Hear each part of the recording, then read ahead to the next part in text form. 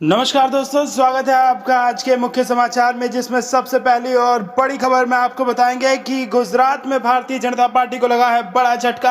हार्दिक पटेल ने यह झटका दिया है और राजकोट के 40 बड़े नेता और कार्यकर्ताओं ने कांग्रेस पार्टी ज्वाइन कर लिया। जी हाँ दोस्तों, ये गुजरात से बेहद बड़ी खबर आ रही है। इसी के साथ दूसरी बड़ी खबर में आपको बताएंगे कि गुजरात में भाजपा का सूत्र पड़ा साफ। कांग्रेस ने जीती 11 में से 8 सीटें। अमूल डेयरी डायरेक्टर बोर्ड चुनाव में दबदबा काम किया। इसी के साथ तीसरी बड़ी खबर में आपको बताएंगे कि केंद्र पर फिर बरसे राहुल गांधी, कहा कि देश के युवाओं की समस्या का समाधान करे योगी सरकार। जी हां दोस्तों, हर एक खबर की गहराई में आपको ले जाएंगे, लेकिन उससे पहले अगर आपको भी ऐसा लगता है कि मोदी राज में देश में बेरोजगारी बढ़ गई है तो आप अभी इस वीडियो को लाइक कीजिए और इस लाल बटन को दबा के इस चैनल को फ्री में सब्सक्राइब करके घंटी बजाइए और कमेंट में लिखिए जय हिंद। दोस्तों, रुक करते हैं तमाम बड़ी खबरों की तरफ।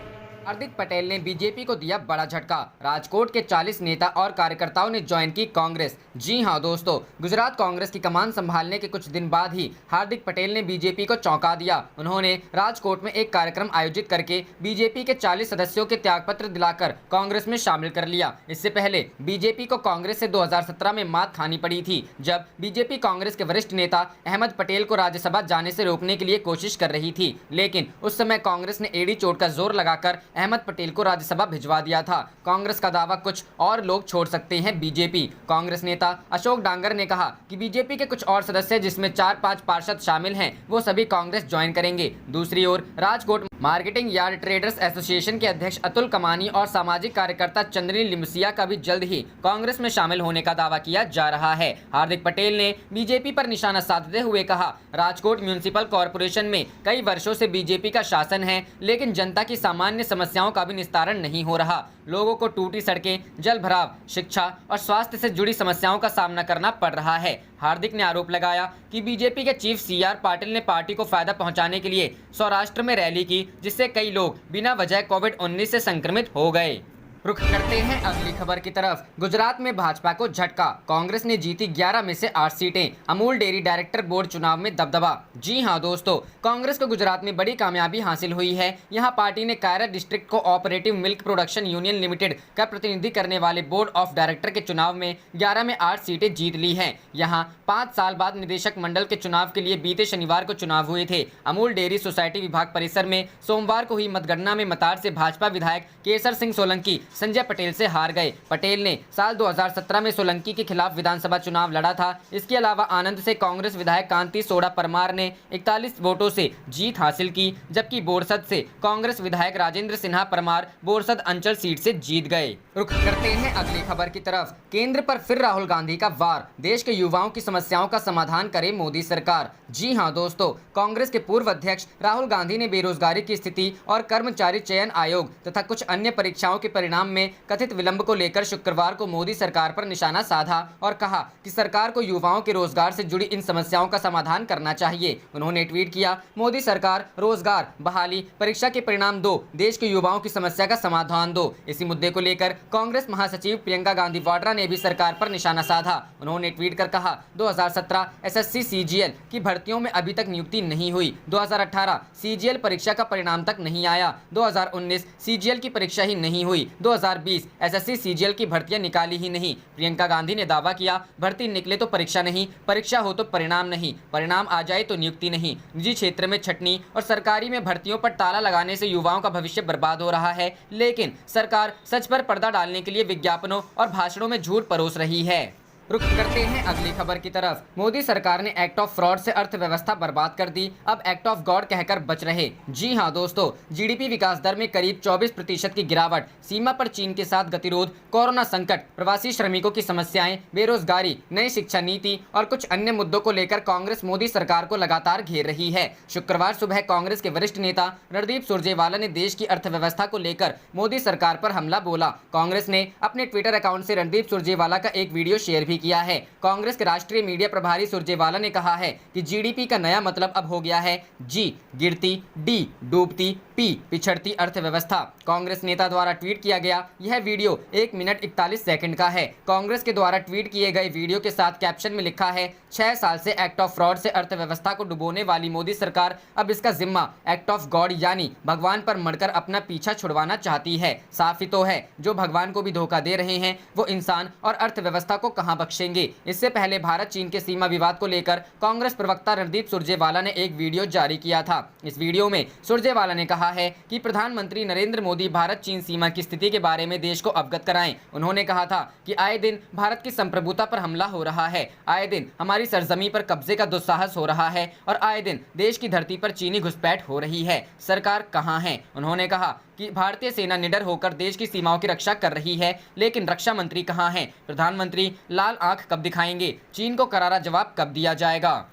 रुख करते हैं अगली खबर की तरफ। अखिलेश यादव का योगी सरकार पर हमला, कहा ये डबल इंजन नहीं डबल दुर्गति वाली सरकार है। जी हां दोस्तों, उत्तर प्रदेश में महिलाओं के खिलाफ हो रहे अपराधों को लेकर समाजवादी पार्टी के राष्ट्रीय अध्यक्ष अखिलेश यादव ने यूपी की योगी सरकार पर हमला किया है। अखिलेश यादव ने मुख्यमंत्री योगी आदित्यनाथ के क्षेत्र गोरखपुर को गुनहपुर बताते हुए कहा कि प्रदेश के सभी मंडल अपराधों के आंकड़ों में एक दूसरे को पछाड़ने में लगे हैं। इससे पहले अखिलेश यादव ने कोरोना वायरस के बढ़ते मामलों को लेकर कहा था कि उत्तर प्रदेश के स्वास्थ्य विभाग को उनकी सरकार ने जितना सुदृढ़ किया था, बीजेपी सरकार ने उतना ही उसे अपंग बनाया है। ये डबल इंजन नहीं डबल दुर्गति वाली सरकार है। अखिलेश यादव ने शुक्रवार को ट्वीट किया, भाजपा राज में महिलाओं के खिलाफ हो रहे अपराधों के कारण प्रदेश की छवि बहुत धूमिल हुई है। चाहे गुनहपुर मंडल हो या अन्य मंडल, सब में अपराधों के आंकड़ों में एक दूसरे को पछाड़ने की होड़ लगी है। अखिलेश यादव ने आगे लिखा, ये डबल इंजन नहीं डबल दुर्गति वाली सरकार है। इससे पहले अखिलेश ने कोरोना वायरस के संक्रमितों के इलाज में लापरवाही को लेकर राज्य सरकार पर निशाना साधा था।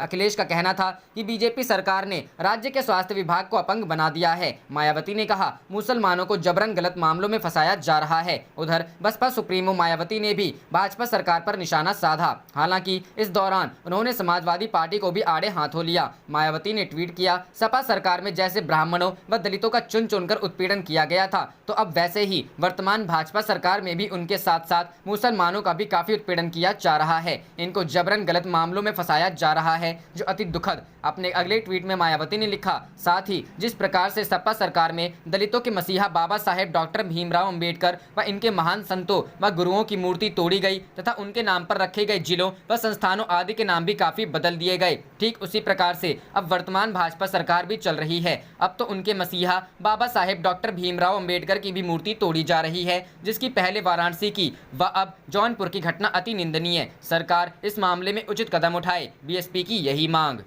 रुख करते हैं अगली खबर की तरफ। बिहार चुनाव के लिए महागठबंधन में सीटों का फॉर्मूला तय। जी हां दोस्तों, बिहार में राष्ट्रीय जनता दल नेतृत्व वाले महागठबंधन के कई नेता रांची जाकर आरजेडी अध्यक्ष लालू यादव से मिलकर रणनीति बना रहे हैं या टिकट की मांग कर रहे हैं। इस बीच सूत्रों का दावा है कि महागठबंधन में सीटों का फॉर्मूला तय कर लिया गया है। सूत्रों के मुताबिक तय है कि गठबंधन की अगुवाई करने वाला आरजेडी जहां बड़े भाई की भूमिका में अधिक सीटों पर अपने उम्मीदवार उतारेगा, वहीं दूसरे नंबर पर कांग्रेस रहेगी। महागठबंधन के सूत्रों का कहना है कि शामिल घटक दलों के बीच सीटों को लेकर लगभग सहमति बन गई है। वाम दलों के बाद बुधवार को राष्ट्रीय लोक समता पार्टी की ओर से सीटों पर बातचीत करने के लिए अधिकृत उपाध्यक्ष राजेश यादव और प्रदेश कार्यकारी अध्यक्ष वीरेंद्र कुशवाहा ने आरजेडी के प्रदेश अध्यक्ष जगदानंद सिंह से बात की। इससे पहले वाम दल के नेता भी जगदानंद सिंह से मिलकर बात कर चुके हैं। सूत्रों का कहना है कि आरजेडी 135 से 140 सीटों पर प्रत्याशी उतार सकती है, वहीं कांग्रेस के हिस्से 50 से 55 सीटें आ सकती है। इसके अलावा आरएलएसपी को 15 से 20 और विकासशील इंसान पार्टी को 10 से कम सीटों पर प्रत्याशी उतारने का मौका मिल सकता है। इसके अलावा वाम दलों की पार्टियों के साथ सामंजस्य बैठाने की कोशिश की गई है। रुख करते हैं अगली खबर की तरफ। बीजेपी ऑफिस में घुसे अतिथि शिक्षकों को पुलिस ने निकाला। सीएम आवास का घेराव करने पहुंचे शिक्षकों पर लाठी चार्ज। जी हां दोस्तों, बिहार भाजपा ऑफिस में गुरुवार को जमकर हंगामा हुआ। बिहार के अतिथि सहायक प्राध्यापक काफी संख्या में भाजपा ऑफिस के अंदर पहुंचे और सूबे के उप मुख्यमंत्री सुशील कुमार मोदी से मिलने की मांग करने लगे। वहां मौजूद पुलिस ने उन्हें समझाने की कोशिश की और पार्टी ऑफिस से बाहर जाने के लिए बोला, लेकिन अतिथि सहायक प्राध्यापकों के साफ तौर पर कहना था कि जब तक उप मुख्यमंत्री से हम नहीं मिलेंगे, यहाँ से बाहर नहीं जाएंगे। फिर इसके बाद पुलिस ने जबरन भाजपा ऑफिस के अंदर मौजूद अतिथि सहायक प्राध्यापकों को बाहर कर दिया। इस पूरी घटनाक्रम के दौरान सुशील कुमार मोदी कार्यालय के अंदर ही मौजूद थे। इससे पहले बिहार के विश्वविद्यालय अतिथि सहायक प्राध्यापक मुख्यमंत्री नीतीश कुमार के आवास का घेराव करने पहुंचे थे। इस दौरान अतिथि सहायक प्राध्यापक पर पुलिस ने लाठीचार्ज भी किया। दरअसल सैकड़ों की संख्या में बिहार के विभिन्न जिले से आए अतिथि सहायक प्राध्यापक अपनी मांगों को लेकर मुख्यमंत्री आवास प्रदर्शन करने जा रहे थे, तभी पुलिस ने नया सचिवालय के पास सभी को रोक दिया, लेकिन आक्रोशित प्रदर्शनकारी जबरदस्ती मुख्यमंत्री आवास जाने की कोशिश करने लगे। फिर पुलिस ने सभी सहायक प्राध्यापक पर लाठीचार्ज कर खदेड़ दिया। ये सभी सहायक प्राध्यापक यूजीसी के नियम अनुसार नियमित करने की मांग कर रहे थे। गौरतलब है कि बिहार के विश्वविद्यालय अतिथि सहायक प्राध्यापक नियमित करने की मांग कर रहे हैं। इसी मांग को लेकर आज अतिथि सहायक प्राध्यापकों ने पटना में जेडीयू कार्यालय से लेकर बीजेपी कार्यालय के अलावा इको पार्क के पास विरोध प्रदर्शन किया। रुक करते हैं अगली खबर की तरफ। पप्पू यादव का बड़ा बयान, अपनी ताकत समझे और महागठबंधन को लीड करे कांग्रेस, हम समर्थन को तैयार। जी हां दोस्तों, जन अधिकार पार्टी के प्रमुख व पूर्व सांसद पप्पू यादव ने बिहार की सियासत के लिहाज से बड़ा बयान दिया है। उन्होंने कहा कि कांग्रेस बड़ी पार्टी है और महागठबंधन को लीड करने के लिए उसे आगे आना चाहिए। उन्होंने कहा कि कांग्रेस राष्ट्रीय पार्टी है, कांग्रेस के नेताओं को अपने दल की ताकत को समझनी चाहिए और बिहार में नेतृत्वकर्ता की भूमिका में आना चाहिए। मैं कांग्रेस का समर्थन करने के लिए तैयार हूं। पप्पू यादव ने यह भी कहा कि नेतृत्व की कमान किसी अति पिछड़ा या दलित नेता को मिलनी चाहिए।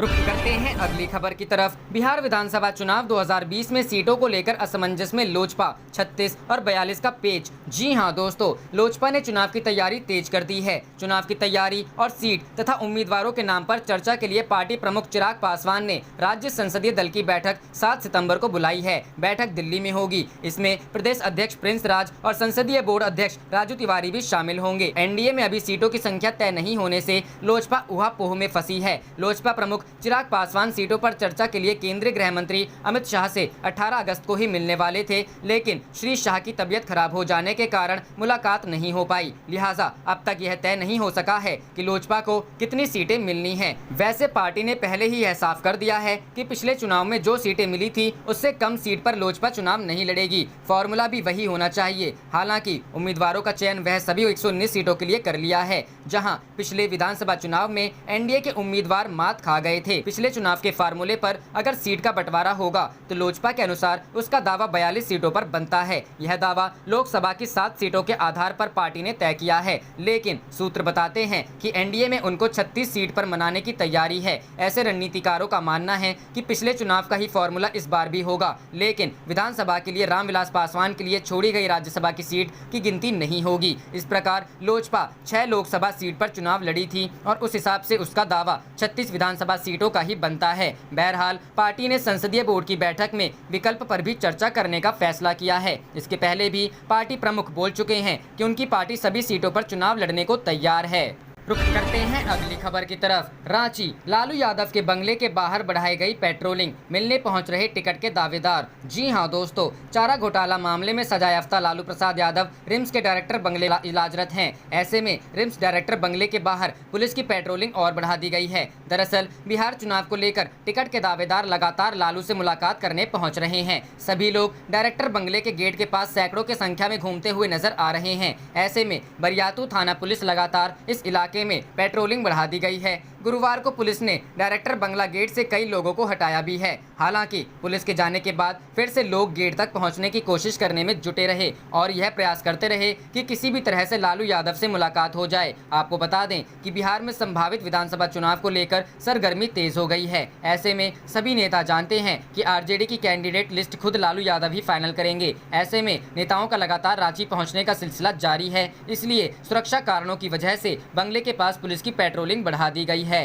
रुख करते हैं अगली खबर की तरफ। आर्थिक तबाही के लिए इस्तीफा दे वित्त मंत्री या पीएम, उन्हें बर्खास्त करें। जी हां दोस्तों, कांग्रेस ने गुरुवार को सरकार पर सकल घरेलू उत्पाद की वृद्धि दर और बेरोजगारी में गिरावट पर आर्थिक आपातकाल की ओर धकेलने का आरोप लगाया और कहा कि वित्त मंत्री निर्मला सीतारमण को इस आर्थिक तबाही के लिए खुद को इस्तीफा दे देना चाहिए या प्रधानमंत्री नरेंद्र मोदी को उन्हें बर्खास्त कर देना चाहिए। पार्टी के मुख्य प्रवक्ता रणदीप सुरजेवाला ने भी कहा कि मौजूदा स्थिति में सरकार के भीतर प्रमुख राजनीतिक और वित्तीय सर्जरी की आवश्यकता है। मीडिया रिपोर्टर्स के अनुसार सुरजेवाला ने राज्यों को जीडीपी, बेरोजगारी और जीएसटी बकाया के आंकड़ों का हवाला देते हुए संवाददाताओं से कहा, आज पूरे देश में आर्थिक तबाही का गहरा अंधेरा है। आजीविका, रोटी, रोजगार खत्म हो गए हैं और व्यापार, व्यवसाय और उद्योग एक ठहराव में आ गए हैं। अर्थव्यवस्था बर्बाद हो गई है और जीडीपी मेज पर है। देश को आर्थिक आपातकाल की ओर धकेला जा रहा है। वित्त मंत्री के ईश्वर के कार्य के बयान का उल्लेख करते हुए उन्होंने दावा किया, मोदी सरकार जिसने 6 साल के लिए धोखाधड़ी के अधिनियम के साथ अर्थव्यवस्था को डुबा दिया है, अब एक्ट ऑफ गॉड यानी भगवान के साथ काम करना चाहती है उसका पीछा छुड़ाओ।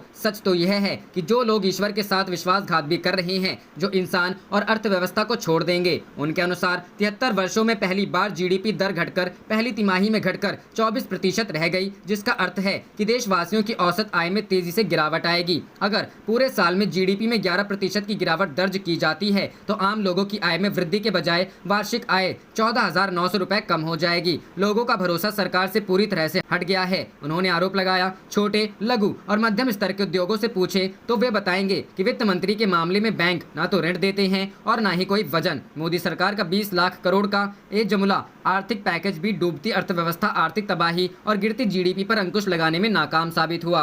रुख करते हैं अगली खबर की तरफ। रणदीप सुरजेवाला ने कहा, प्रजातंत्र और संसद का गला घोटना चाहती है मोदी सरकार। जी हां दोस्तों, कोरोना महामारी के बीच आगामी 14 सितंबर से संसद का मानसून सत्र शुरू होना है, लेकिन इस सत्र में प्रश्नकाल को शामिल नहीं किए जाने को लेकर विपक्ष ने केंद्र सरकार पर हमला बोला है। विपक्ष का कहना है कि सरकार सवालों से बचने के लिए महामारी का बहाना बना रही है। वहीं कांग्रेस के मुख्य प्रवक्ता रणदीप सुरजेवाला ने कहा है कि जवाबदेही से बचने के लिए षड्यंत्र के तहत प्रश्नकाल को हटाया गया है। मोदी सरकार प्रजातंत्र और संसद का गला घोटना चाहती है। दरअसल अर्थव्यवस्था के मुद्दे पर केंद्र सरकार को घेरते हुए कांग्रेस नेता रणदीप सिंह सुरजेवाला ने गुरुवार को पत्रकार वार्ता की। इस दौरान संसद के मानसून सत्र में प्रश्नकाल के नहीं होने पर कांग्रेस के स्टैंड को लेकर एक सवाल पूछा गया, जिसके जवाब में सुरजेवाला ने कहा कि सुरक्षा के नाम पर सरकार जिम्मेदारियों से पल्ला झाड़ने में लगी है। लोकतंत्र को दबाने के लिए सरकार महामारी का बहाना बनाया जा रहा है। उन्होंने कहा कि संसद में प्रश्नकाल को समाप्त करके सरकार प्रासंगिक सवालों से जवाब देने से डर रही है।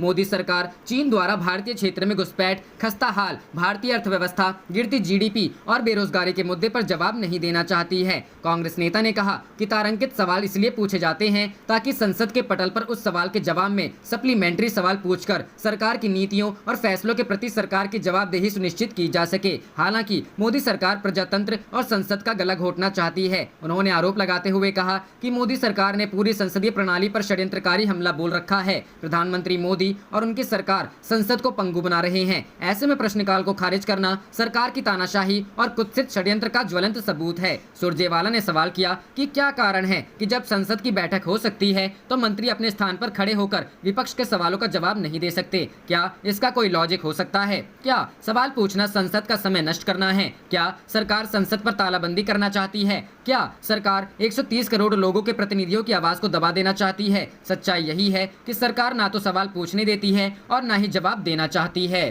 रुक करते हैं अगली खबर की तरफ। मानसून सत्र के लिए कांग्रेस ने बनाई रणनीति, इकोनॉमी, चीन समेत कई मुद्दों पर सरकार को घेरने की तैयारी। जी हां दोस्तों, कांग्रेस की संसद से जुड़ी रणनीति तय करने संबंधी समिति की गुरुवार को बैठक हुई, जिसमें आगामी मानसून सत्र में उठाए जाने वाले मुद्दों और सरकार को घेरने के लिए विपक्षी दलों को साथ लेने की रणनीति पर चर्चा हुई। सूत्रों के मुताबिक इस बैठक में यह सहमति बनी कि जीडीपी विकास दर में करीब 24% की गिरावट, सीमा पर चीन के साथ गतिरोध, कोरोना संकट और प्रवासी श्रमिकों की समस्याएं, बेरोजगारी, नई शिक्षा नीति और कुछ अन्य मुद्दों पर सरकार से जवाब मांगा जाएगा। इस 10 सदस्यीय समिति के एक सदस्य ने पीटीआई भाषा को बताया, हो सकता है कि कोरोना संकट के कारण सरकार या लोकसभा अध्यक्ष की तरफ से सर्वदलीय बैठक नहीं बुलाई जाए और ऐसे में विधायी कामकाज को लेकर बहुत ज्यादा स्पष्टता नहीं आएगी। इसके मद्देनजर भी आज की बैठक में चर्चा की गई। उन्होंने कहा, बैठक में यह चर्चा की गई कि सरकार की ओर से जारी अध्यादेशों और कुछ अन्य संभावित विधेयकों को लेकर हमारी क्या रणनीति होनी चाहिए। यह सहमति बनी कि विभिन्न मुद्दों पर ज्यादा से ज्यादा विपक्षी दलों को साथ लिया जाए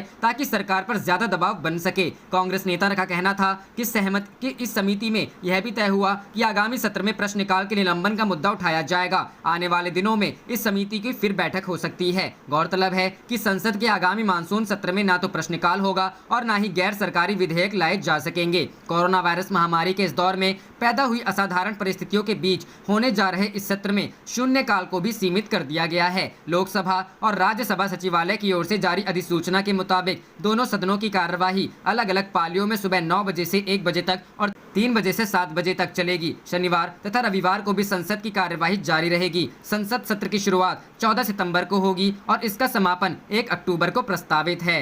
रुख करते हैं अगली खबर की तरफ। उत्तर प्रदेश में चारों ओर हाहाकार मचा हुआ है। अखिलेश, जी हां दोस्तों, समाजवादी पार्टी के राष्ट्रीय अध्यक्ष अखिलेश यादव ने कहा कि उत्तर प्रदेश में चारों ओर हाहाकार मचा हुआ है। बेखौफ अपराधी खूनी तांडव कर रहे हैं। कोरोना महामारी के संक्रमण में कई हजार जानें जा चुकी हैं। शिक्षा स्वास्थ्य की व्यवस्थाएं बर्बादी के कगार पर है। भाजपा की डबल इंजन की सरकारों को जनता की तकलीफों और रसातल में जा रही अर्थव्यवस्था की कोई चिंता नहीं। उनका काम और ध्येय सिर्फ चुनाव जीतना और सत्ता में ये इनके प्रकारेण कब्जा बनाए रखना है। अखिलेश ने IPN को दिए अपने बयान में कहा कि मुख्यमंत्री चाहे जितने ऑर्डर जारी करें, उन्हें उनके प्रवचन से ज्यादा कुछ नहीं समझा जाता है। उन्होंने कभी ठोको नीति का उपदेश दिया था। परिणाम स्वरूप कई जगहों पर पुलिस या अपराधियों ने भाजपा नेताओं को भी ठोक पीट कर हिसाब पूरा कर दिया। आप देख रहे थे आपका अपना चैनल जय हिंद जय भारत।